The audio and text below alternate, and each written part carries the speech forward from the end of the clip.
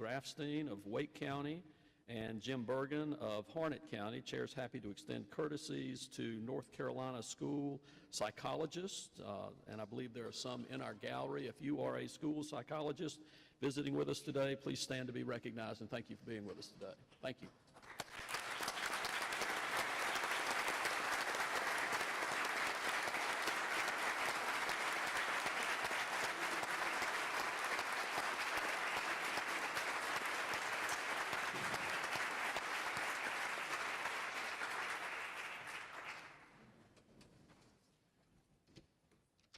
Members, I think we're ready to go to our calendar, unless there is other business before we get there. Hearing none. Public bills, second reading. Senate Bill 112.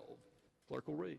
Senate Bill 112, GSC conveyances between spouses. Senator Overcash is recognized to explain the bill. Thank you, Mr. President.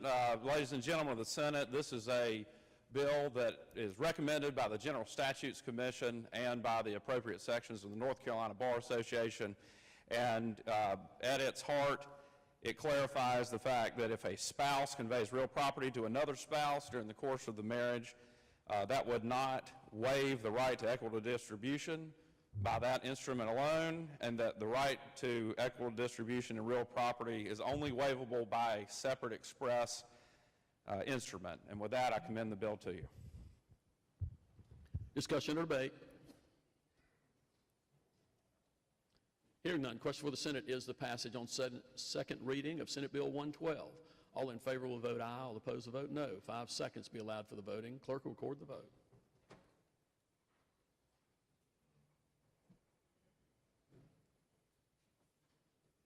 Senator Lowe, aye.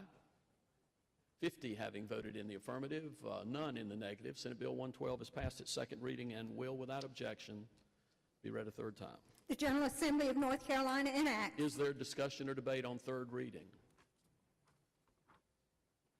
Hearing none, question for the Senate is a passage on third reading of Senate Bill 112. All in favor will say aye. All opposed, no. The ayes have it, and Senate Bill 112 has passed its third reading and will be sent to the House. Senate Bill 166, the clerk will read. Senate Bill 166, backflow preventers local authority. Senator Kravick is recognized to explain the bill. Thank you, Mr. President. Members, Senate Bill 166 would prohibit any public water system owned or operated by a local government from requiring a customer to install a backflow preventer device unless it is absolutely necessary and that there is a degree of hazard from the customer's connection. This came about as a miscommunication between DEQ and some of the local municipalities. So I would appreciate your support. This just clarifies and says that DEQ did not make that requirement. I'd be glad to answer any questions. Discussion or debate? Hearing none, question for the Senate is a passage on second reading of Senate Bill 166. All in favor will vote aye. All opposed will vote no. 5 seconds be allowed for the voting. Clerk will record the vote.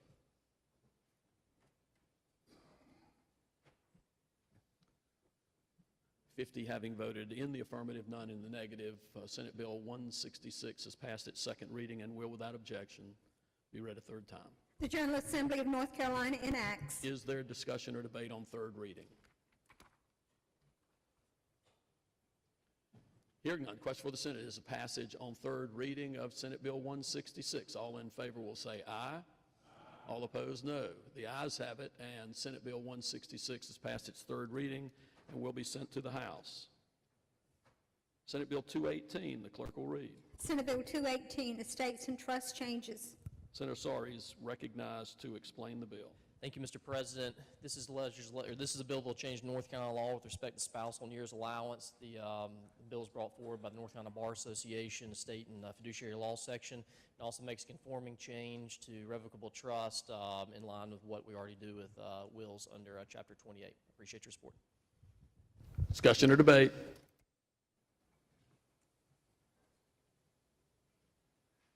Hearing none, question for the Senate is a passage on second reading of Senate Bill 218. All in favor will vote aye, all opposed vote no. 5 seconds be allowed for the voting. Clerk will record the vote.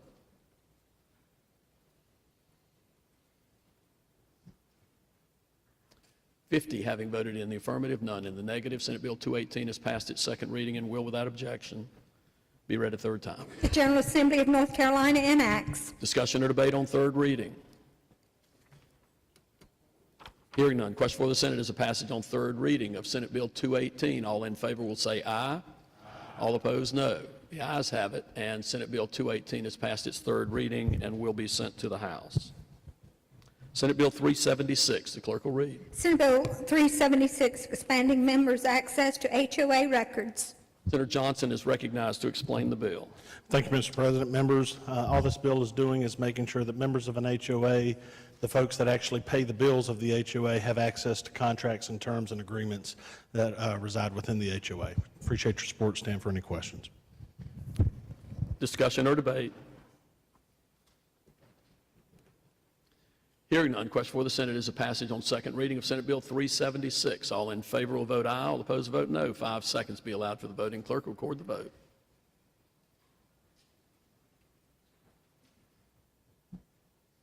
"50 having voted in the affirmative, none in the negative. Senate Bill 376 has passed its second reading and will, without objection, be read a third time. The General Assembly of North Carolina enacts. Is there discussion or debate on third reading? Hearing none, question for the Senate is a passage on third reading of Senate Bill 376. All in favor will say aye. All opposed, no. The ayes have it, and Senate Bill 376 has passed its third reading and will be sent to the House. Senate Bill 429, the clerk will read. Senate Bill 429, modify charitable solicitation licensing laws. Senator Moffitt is recognized to explain the bill. Thank you, Mr. President. Members, this updates our charitable solicitation licensing laws, conforms them to the federal standard. I commend the bill to you, and I'd appreciate your support. Discussion or debate?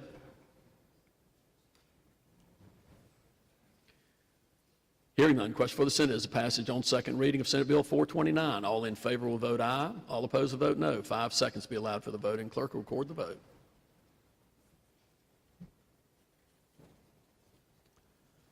"50 having voted in the affirmative, none in the negative. Senate Bill 429 has passed its second reading and will, without objection, be read a third time. The General Assembly of North Carolina enacts. Discussion or debate on third reading? Hearing none, question for the Senate is a passage on third reading of Senate Bill 429. All in favor will say aye. All opposed, no. The ayes have it, and Senate Bill 429 has passed its third reading and will be sent to the House. Senate Bill 477, the clerk will read. Senate Bill 477, amend Business Corp Act, Business Opportunity Disclosures. Senator Overcash is recognized to explain the bill. Thank you, Mr. President. Ladies and gentlemen of the Senate, this is a bill that has been vetted through and recommended by all the appropriate North Carolina Bar Association committees. It primarily does two things. It amends the Business Corporation Act to clarify when electronic notice can go out to non-public company shareholders. It also amends the Business Opportunity Act to streamline the filing and disclosure requirements for state law where they're duplicative with the federal disclosure requirements for federal law. Discussion or debate? Hearing none, question for the Senate is a passage on second reading of Senate Bill 477. All in favor will vote aye. All opposed will vote no. 5 seconds be allowed for the voting. Clerk will record the vote.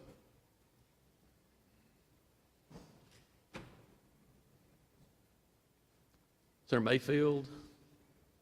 Aye. 49 having voted in the affirmative, none in the negative. I'm sorry, 1 in the negative. Senate Bill 477 has passed its second reading and will, without objection, be read a third time. The General Assembly of North Carolina enacts. Is there discussion or debate on third reading?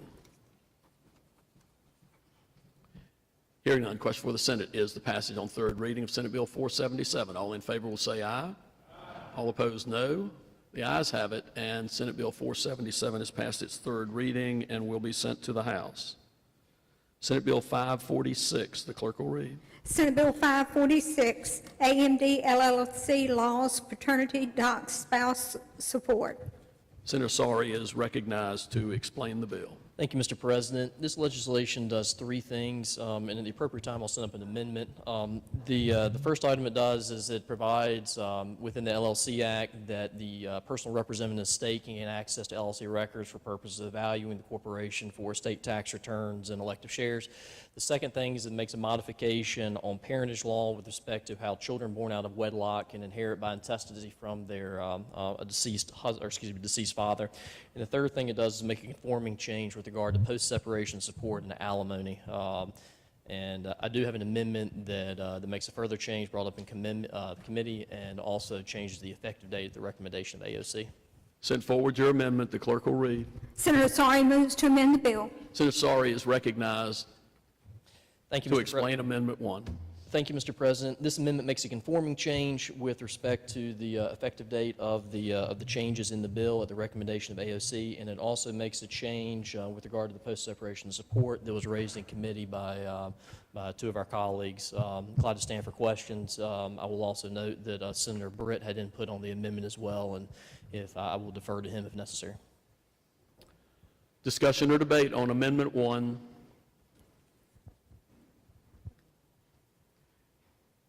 Hearing none, question for the Senate is the adoption of Amendment 1 to Senate Bill 546. All in favor will vote aye. All opposed will vote no. 5 seconds be allowed for the voting. Clerk will record the vote.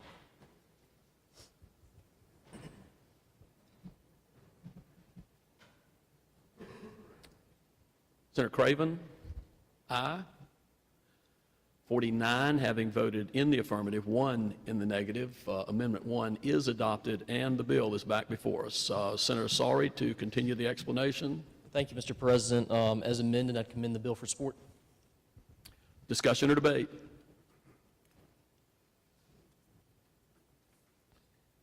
Hearing none, question for the Senate is the passage on second reading of Senate Bill 546. All in favor will vote aye. All opposed will vote no. 5 seconds be allowed for the voting. Clerk will record the vote.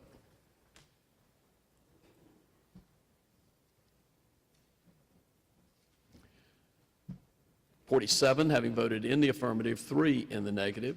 Senate Bill 546 has passed its second reading and will, without objection, be read a third time. The General Assembly of North Carolina enacts. Is there discussion or debate on third reading? Hearing none, question for the Senate is the passage on third reading of Senate Bill 546. All in favor will say aye. All opposed, no. The ayes have it, and Senate Bill 546 has passed its third reading. The amendment will be engrossed. The bill will be sent to the House. Senate Bill 615. Clerk will read. Senate Bill 615, adoption law changes. Senator Galey is recognized to explain the bill. Thank you, Mr. President. This bill has 3 relatively small changes to the adoption laws. A child as an adult would be able to be adopted by a former step-parent if they choose. It expands how adoption relinquishments can be executed, and it has a provision for how to redact a home study. I know of no controversy. It's proposed by the Bar Association. Ask for your support. Discussion or debate? Hearing none, question for the Senate is the passage on second reading of Senate Bill 615. All in favor will vote aye. All opposed will vote no. 5 seconds be allowed for the voting. Clerk will record the vote.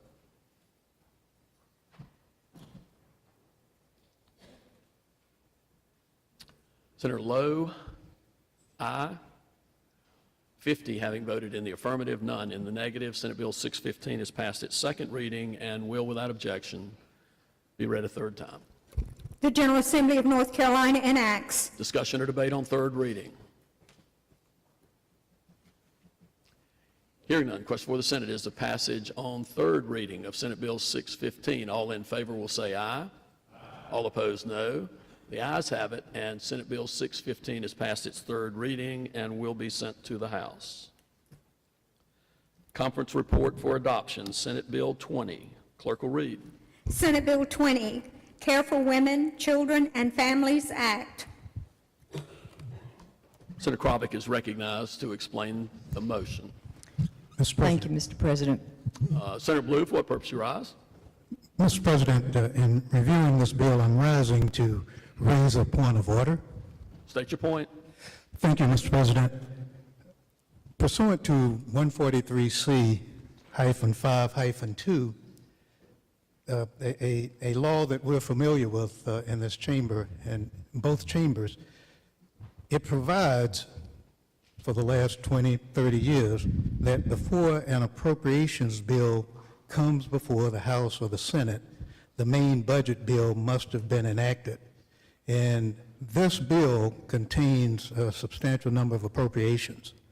And so my point of order is that even though there's a provision in the conference report that attempts to suspend a current law, it can't do it. So I'm raising this point of order with the chair because I don't think that we're legally allowed to have this report before us with appropriations in it. And Senator Blue, just so that I understand your point, you're citing to General Statutes 143C-5-2? That's correct. Okay. Give me a moment. Senate will stand at ease.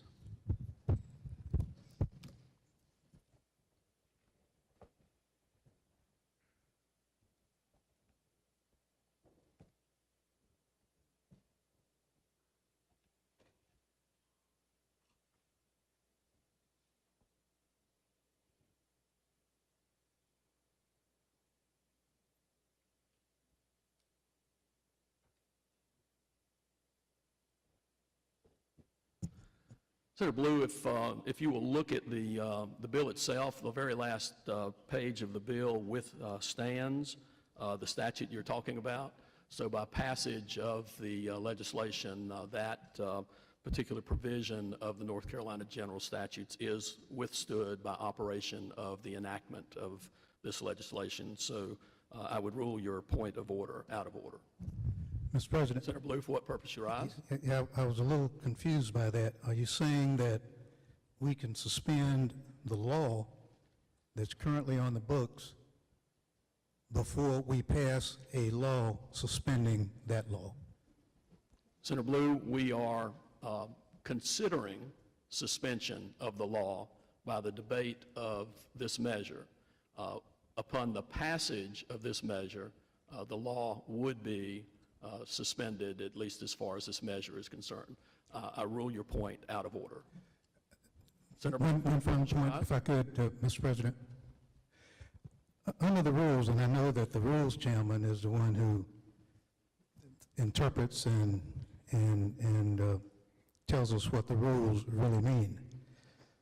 Is that with concurrence of the rules chairman? So technically, I guess, appealing your decision to the rules chairman to see what his opinion is on us suspending the law with a rule. I think we have to pass that suspension in both chambers first, don't we? Senator Blue, I understand your current remarks being an appeal of the ruling of the chair to the rules chair. Yes, sir. Our rules allow for that appeal. I will note your appeal and defer to the rules chair as to a ruling on whether or not the chair has made a mistake. Thank you. Senator Raven? Thank you, Mr. President. It is my opinion, and I sustain the decision of the presiding officer. Senator Krovic, you are recognized. Mr. President. Senator Chaudhry, for what purpose you rise? Mr. President, under the Senate Rules Senate Rules 10, I would like to appeal Senator Rabin's decision as the chair of the Rules and Operations Committee to the entire legislative body, because I share Leader Blue's opinion that this does in fact run afoul of the statute that you opined on, Mr. Senator Berger, and that this bill contains a number of items, so I would like to make an appeal to the entire legislative body. Mr. President.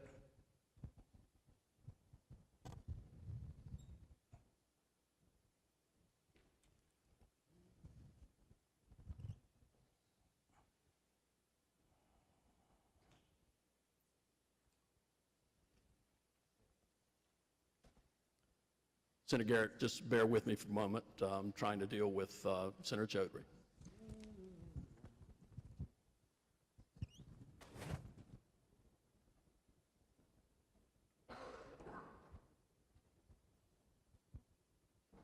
Senator Garrett, for what purpose you rise? Upon that question, I would like to call for the ayes and the noes by electronic vote.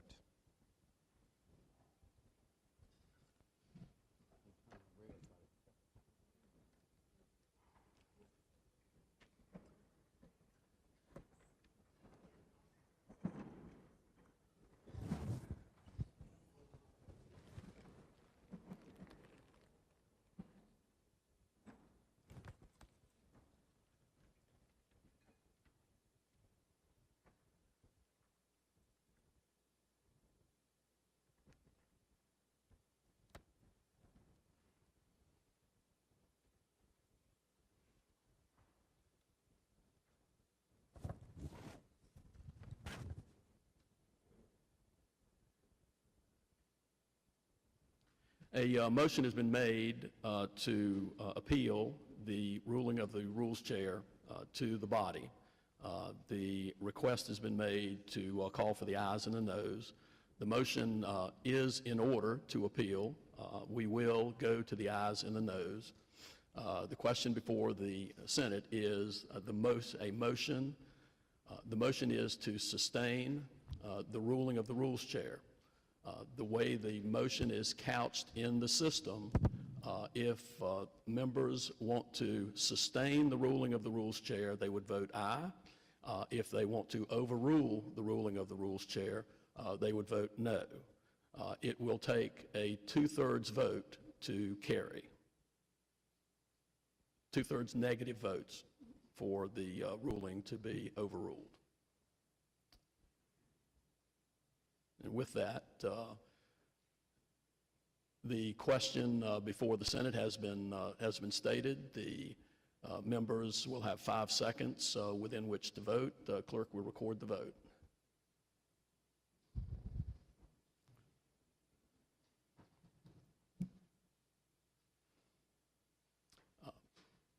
30 having voted to sustain the ruling of the Rules Chair, 20 having voted to overrule the Rules Chair. The Rules Chair's ruling is sustained, and we are back to the motion, and Senator Kravic is recognized to explain the motion. Thank you, Mr. President. Care for Women, Children, and Families Act. Members,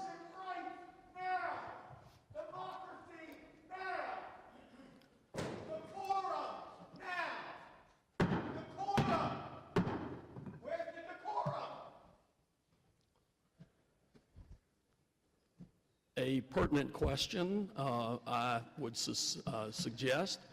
I would remind members of the gallery that you are here to observe. If there are disturbances, we will clear the gallery. Another disturbance like that or near like that will result in a clearing of the gallery. Senator Kravic is recognized. this is mainstream, common sense legislation. You will hear that it's extreme.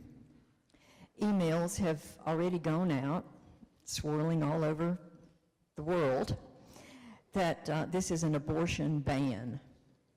It's totally untrue. This is a pro-life plan, not an abortion ban. This bill truly is mainstream. Polls show that 57% of North Carolinians agree with the elements of this bill. Not only is this how North Carolinians feel, but it's mainstream around the world.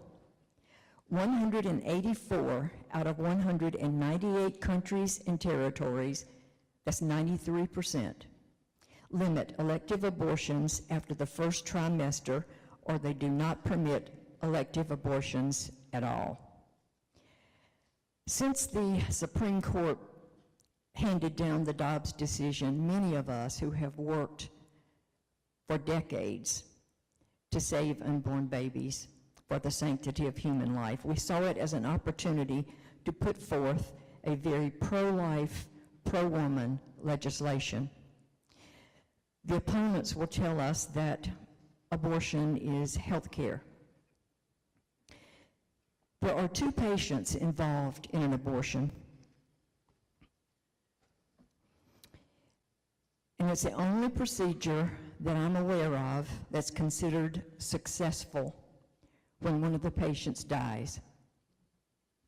Many of us have worked for months to come up with this mainstream, common sense piece of legislation that will address the abortion issue as well as reduce infant and maternal mortality and morbidity. Most women say that they would prefer to keep their babies if their circumstances were different. Well, now their circumstances will be different. With this committee report, they will be very different. This bill has opportunities that will help women and children and families. Babies are not burdens. They are the biggest joy in our lives. This bill will help more women experience that joy. According to the most recent CDC data, this legislation will save 3,000 babies per year in North Carolina. 3,000 babies. Think about the potential those babies will have. That's 3,000 lives that didn't end. 3,000 little people that will grow up.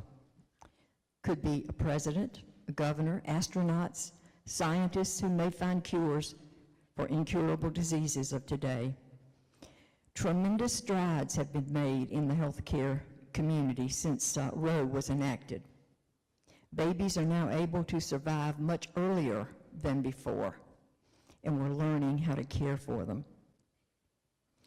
This bill is a comprehensive plan to support women, children, and families. In the bill, abortions will be unrestricted through the first trimester, up to 12 weeks. There are exceptions for rape and incest, up to 20 weeks, and up to 24 weeks for life-limiting fetal anomalies.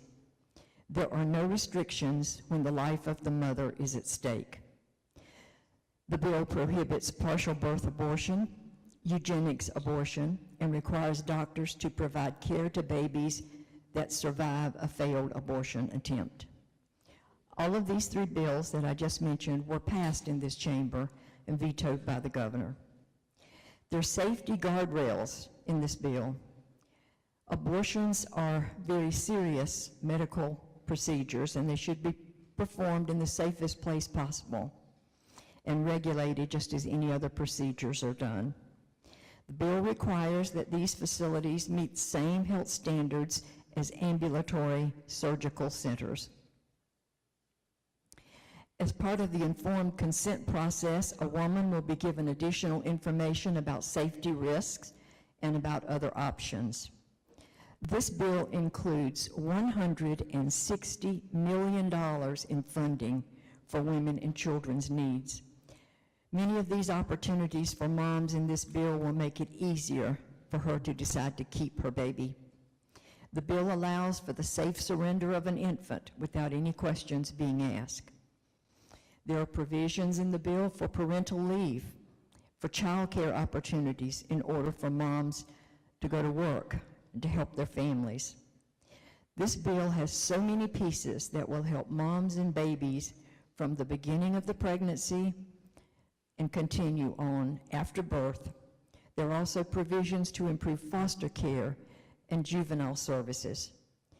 Many women who might never have had the opportunity to feel the joy of being a mom, of holding and cuddling that newborn baby, may now be able to experience that with the passage of this report.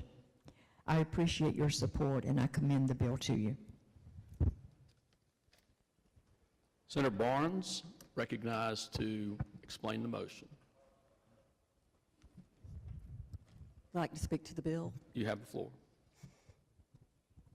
Members, the focus of this legislation is the health and the safety of women and children. Women need to know all of their options if they experience an unplanned pregnancy. For the last 50 years, and especially in our culture today, I believe women and men have been fed a lie that abortion is the solution to an unplanned pregnancy. Our society has moved from abortions being safe, legal, and rare to abortions being convenient and available at any point during a woman's pregnancy. Oftentimes, women are not informed about their options, and she's rushed to make a decision without understanding or even knowing her options, including adoption and the resources that are available to support her and her baby. For example, this bill provides for certified midwife services to assist with prenatal care and with labor and delivery, also newborn and postpartum care. It is ironic to me that the so-called pro-choice movement prefers that women be ill-informed about her health and the services that are available to her and her baby.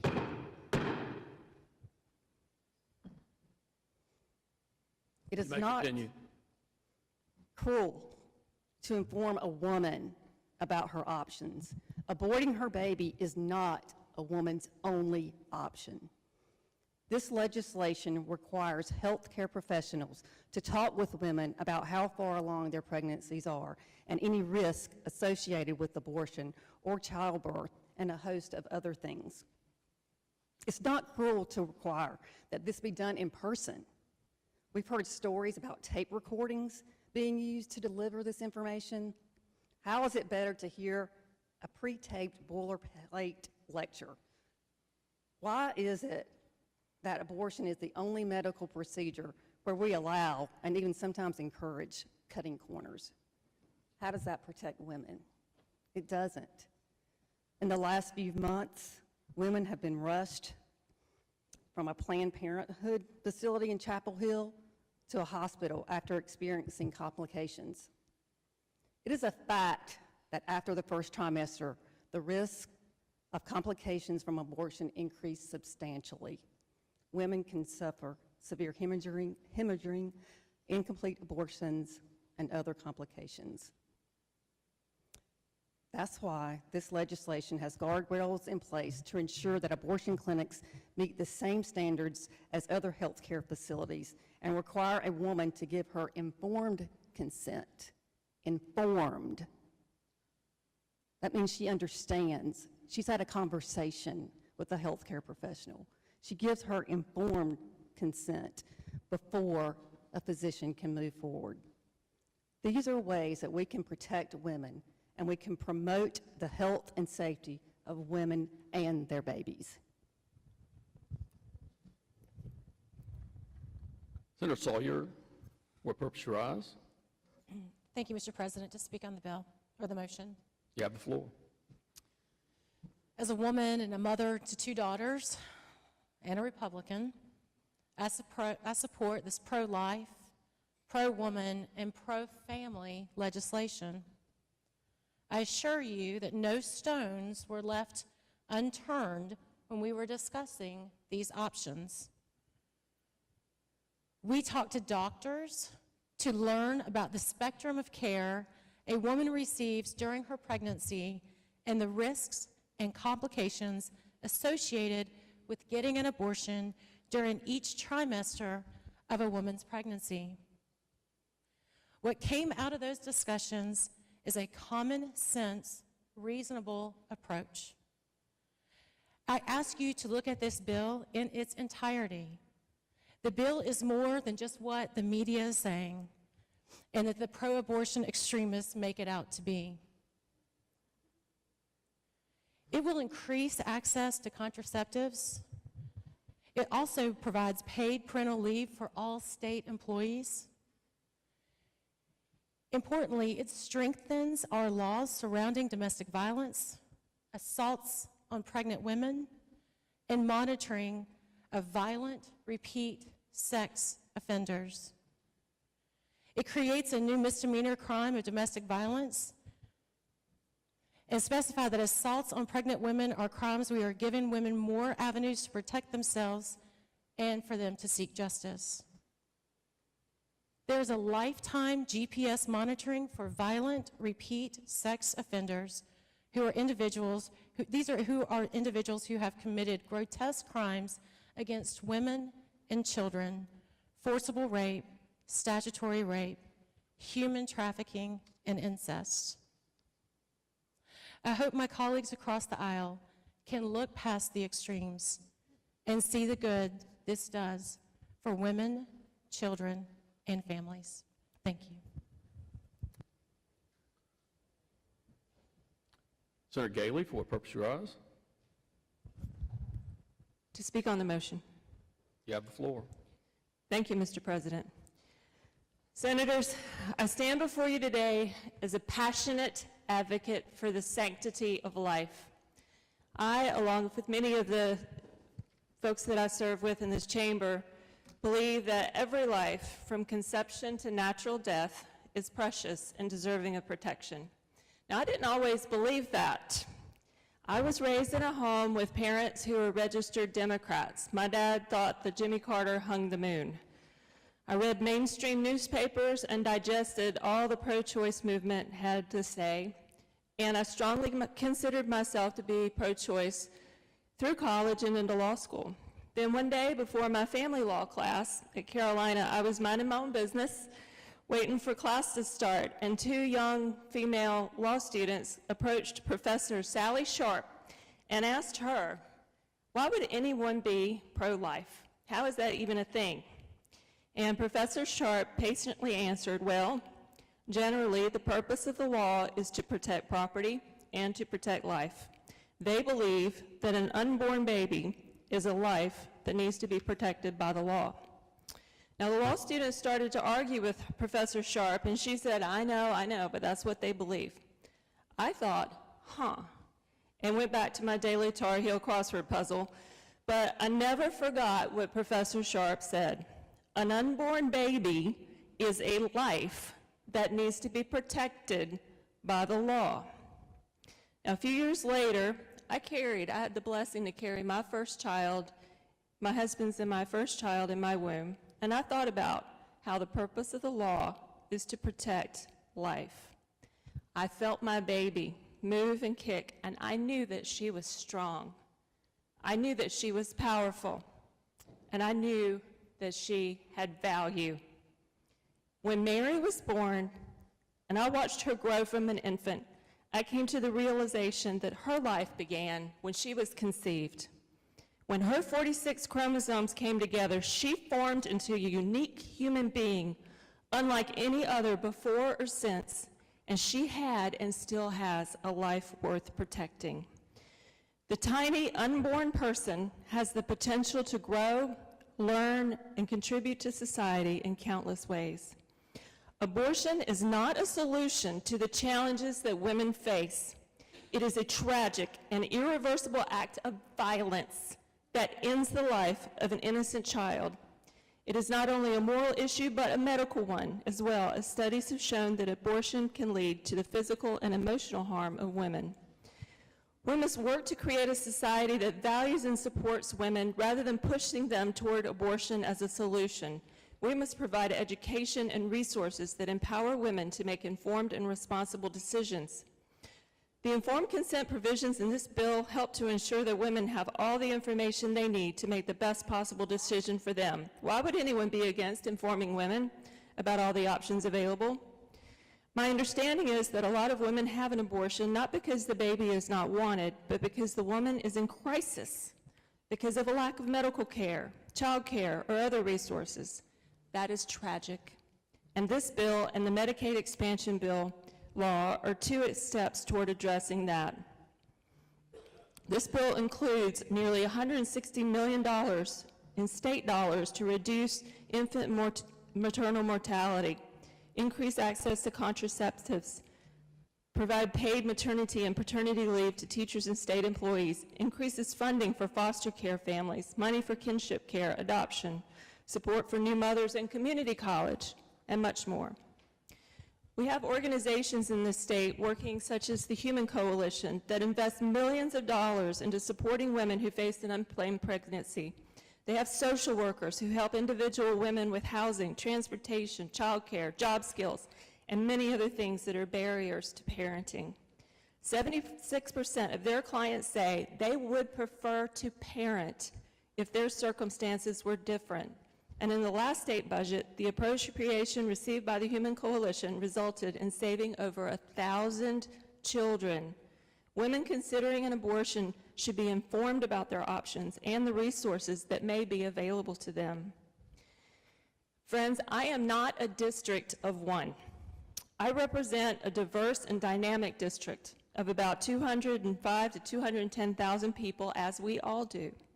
Although I have my firm personal convictions, as many of the folks that we serve with, that life begins with conception, I support this bill and I support this motion, and I'm voting for it because I believe that this is the best thing for our state and our country. North Carolina has the opportunity to be a leader in this country for finding a way out of the acrimony and the extremism that has tended to dominate our discussion of this issue. This is a good bill with millions of resources for women, children, and families that will help our state and hopefully the country move forward. A fundamental question of humanity, of being a person, is when does life begin? As Senator Krovic mentioned, 93% of countries have answered that by limiting elective abortions after the first trimester or do not permit elective abortions at all. I ask you all, when do you Democrats say that life begins? I have read your tweets and I have listened to your anti-life rhetoric. No, abortion in the third trimester is not just between a woman and her doctor. There is a baby involved. It is an infant. Yes, it is the role of the law to protect people, and an unborn baby at some point becomes a person. I ask my fellow senators who are Democrats, will one of you, any of you, stand up and tell this body that it is not okay to abort a healthy child in the 39th week of a pregnancy? What about the 37th or the 36th? Just one of you have the courage to stand up to the abortion special interest that funds your party and say that aborting a perfectly healthy child in the 24th week of a pregnancy is morally repugnant unless there is a threat to the mother's life and ought to be illegal in the state of North Carolina. This is the issue that ultimately led to me turning to the Republican Party, as I saw that Democrats over the years have increasingly become dominated by abortion special interests who insist that there should be a fundamental right to abort an unborn child for any reason at any time during a pregnancy. You may not agree with me that life begins at conception, and that is okay. We can talk about that another time. With this bill, North Carolina will become the only state in this country to protect life in the second trimester, with exceptions for rape, incest, and the life of the mother, and to establish a new exception for life-limiting fetal anomalies through 24 weeks. This exception gives doctors and pregnant women even more flexibility than they have now to evaluate the unborn baby's health and make a thoughtful, prayerful, informed decision. We should be able to come together as a lawmaking body, put aside our personal opinions, and see that this is a good bill for North Carolina. I invite you to join me and other colleagues in voting to approve the conference report. Further discussion or debate? Senator Chaudhry, for what purpose you rise? Mr. President, see if the bill sponsor is willing to answer a series of questions. Maybe Senator Krovic. Senator Krovic, do you yield? I yield. She yields. Thank you, Mr. President. Senator Krovic, I just have a series of yes or no questions based on this 46-page bill. Many of these questions were posed yesterday during the Joint Rules Committee, but I think for the purpose of the larger legislative body here, I'd like to ask these again. Senator Chaudhry, just one moment. Senator Kravic, do you yield to a series of questions, or do you yield to a question? First, I yield to a question. Okay, Senator Chaudhry, I think the way to handle this would be for you to ask your question, she can answer. If you have another question, ask to be recognized for that, and we'll go like that. Okay? You have the floor. Thank you, Mr. President. These will be very simple yes or no questions. So, Senator Kravic, is the conference report before us, does that provide for a new requirement that a physician record findings and analysis of a miscarriage, abortion, or abortion after 12 weeks and then provide such new information to the Department of Health and Human Services? Is that new? Senator Kravic, you're recognized to answer if you wish. I am not certain if that's new. I think there may be some reporting requirements now. I'm not certain what they are. Okay, that's Senator page. Chaudhry, for what purpose you rise? Ask a follow-up question, Mr. President. Senator Kravic, do you yield? Yes, I yield. He yields. Thank you, Mr. President. Senator Kravic, is the conference report that's requiring the Department of Health and Human Services to now collect on an annual basis from hospitals, ambulatory surgical facilities, or licensed clinics where abortions are performed, and this includes medical and demographic characteristics of abortions. Is that a new requirement under Senate Bill 20, Senator Kravic? Senator Kravic, you're recognized to provide an answer. There are certain requirements now. I'm not sure exactly what they are. This is a 46-page bill. I read it yesterday, as you did, and I don't remember all the parts of it. Okay. Senator Chaudhry, for what purpose you rise? Follow-up, Mr. President. Senator Kravic, do you yield? I yield. She yields. Senator Kravic, how about the conference report now requires that the Department of Health and Human Services annually inspect any ambulatory surgical clinics. Is that a new provision in the report? Senator Kravic, you're recognized to provide an answer. The facilities are inspected now, so it's not a new requirement that they be inspected. And Senator, may I ask Senator Chaudhry a question? Senator Chaudhry has the floor at this time. Senator Chaudhry, do you yield for a question? I'd like to finish my series of questions first, Senator Mr. Chaudhry is President. recognized. Senator Kravic, do you yield for another question? I yield. She yields. Thank you, Senator Kravic. I appreciate that. The conference report now requires a woman who seeks an abortion to complete a written declaration in initial 7 sections, including the fact that she has not been forced to have an abortion and that she understands what the development of an unborn child is. Is that new? Senator Kravic, you're recognized to respond to the question. I believe that is part of the informed consent, where there's lots more information that will be gathered, and to make certain that the woman has all of the options that's available to her. I believe those are some additions, so I think that is part of the new informed consent, additional informed consent measures. Senator Chaudhry, for what purpose you rise? Follow up, Mr. President. Senator Kravic, do you yield? I yield. She yields. Is the conference report that a woman be provided access to state-prepared and printed materials on consent new, Senator Kravic? Is that a new provision? Senator Kravic, you're recognized to respond. There are materials that are given to women now that are made available to them that are currently being done. There will be additional documents that they will receive as well. Senator Chaudhry? Follow up, Mr. President. Senator Kravic, do you yield? I yield. She yields. Senator Kravic, is the conference report that requires a written consent form for a medical abortion now that must be provided 72 hours in advance, is that a new requirement? Senator Kravic, you're recognized to respond. That is not a new requirement. We currently have 72-hour. And Senator Chaudhry, what I was going to ask you, I was going to let you know that there were staff available, and I believe we could take a break and I could get all those answers for you if you would prefer, just as a side note. Senator Chaudhry, for what purpose you rise? Just to ask a few more follow-up questions, Senator, Mr. President.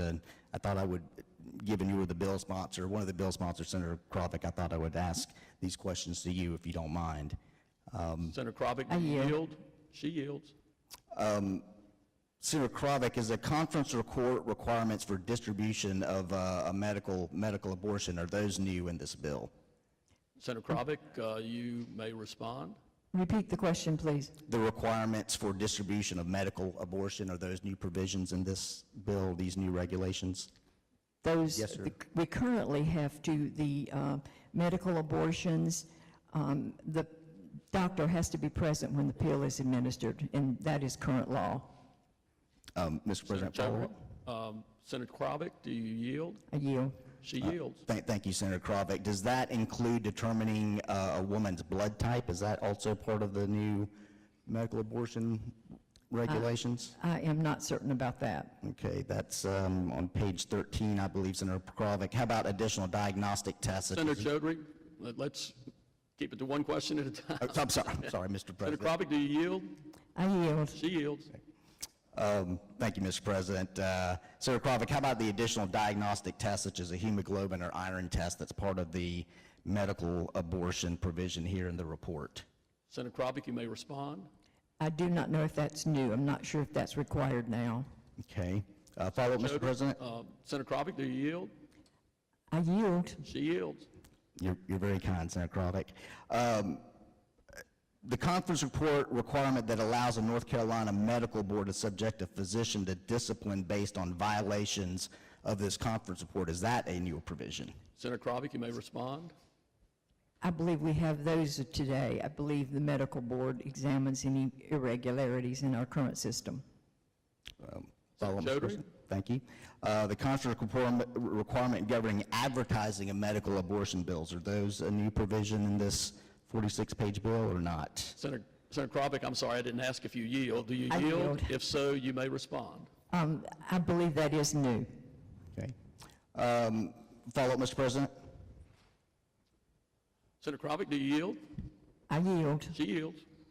Senator Kravick, conference report that requires a woman to visit her doctor 3 times before administering the medical abortion, is that a new, are those new provisions in the regulation? Senator Sorry. Kravick, you may respond. Repeat the question.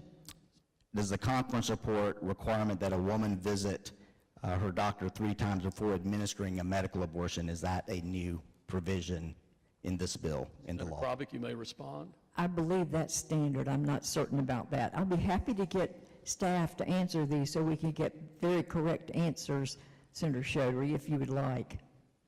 Thank you, Senator Chaudhry, for Kravick. what purpose you rise?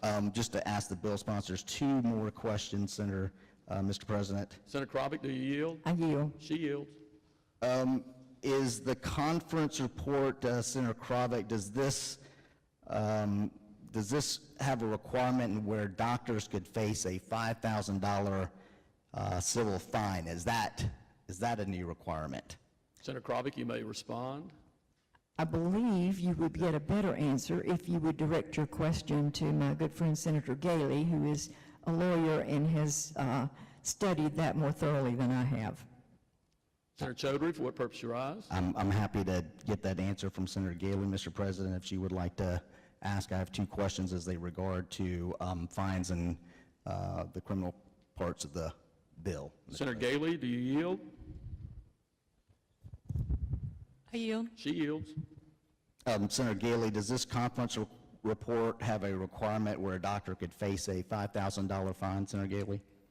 I believe that there is if you look at Senator Chaudhry, if you will reference page 18, line 42, I believe you will see, let's see, we'll just read it together. Page 18, wait, no, that's 19, I can't read my own writing.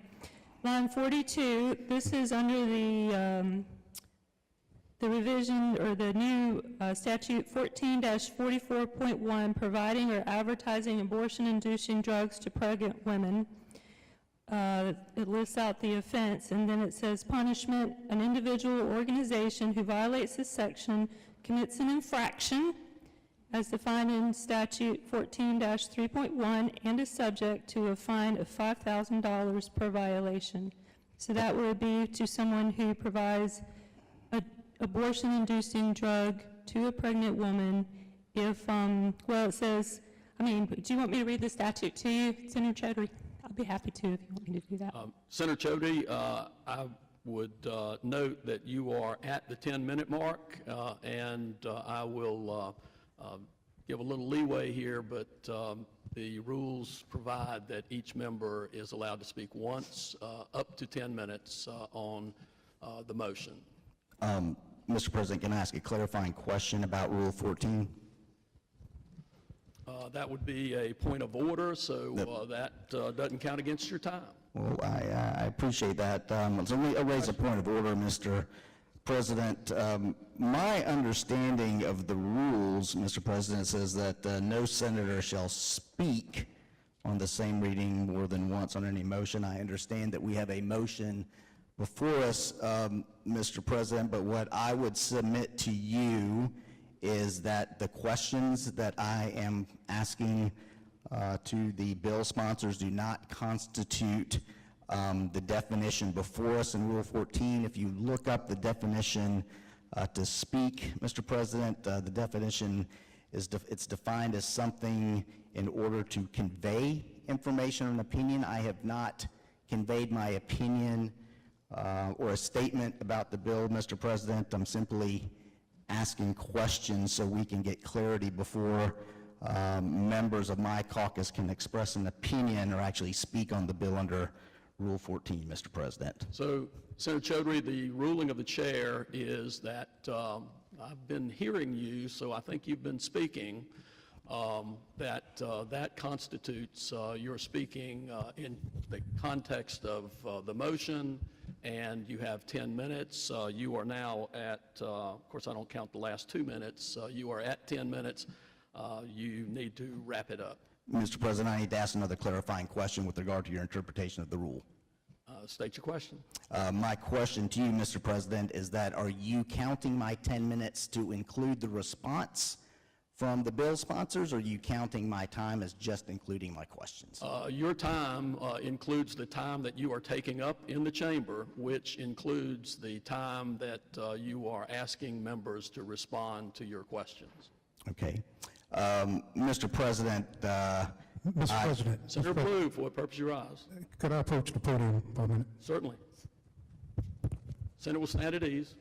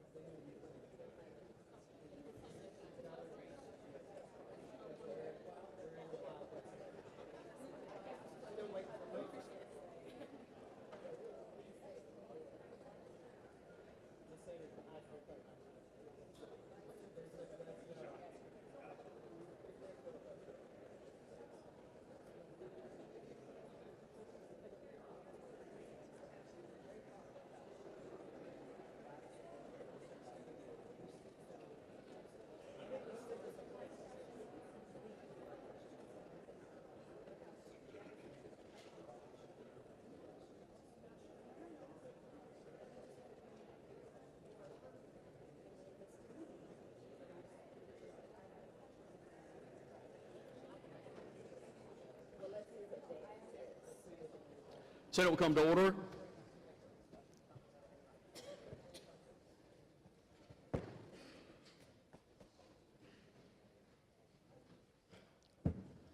Members, prior to the beginning of session today, the members were made aware that there is an event taking place over in the Bicentennial Mall in observance of the National Day of Prayer. And we had indicated we were going to take a recess so that members could attend that. So at this time, Senator Rabin, the chair, will entertain a motion for the Senate to stand in recess until 1 p.m. Thank you, Mr. President. I move that the Senate adjourn until 1 o'clock. I think it needs to be stand in recess until... Stand in recess, thank you, sir, until 1 o'clock. Okay, without objection. Mr. President, Senator Blue, for what purpose? could I make an announcement? Yes, before we... The Democrats will caucus while we're in recess at our normal meeting room. Senate will stand in recess until 1 p.m.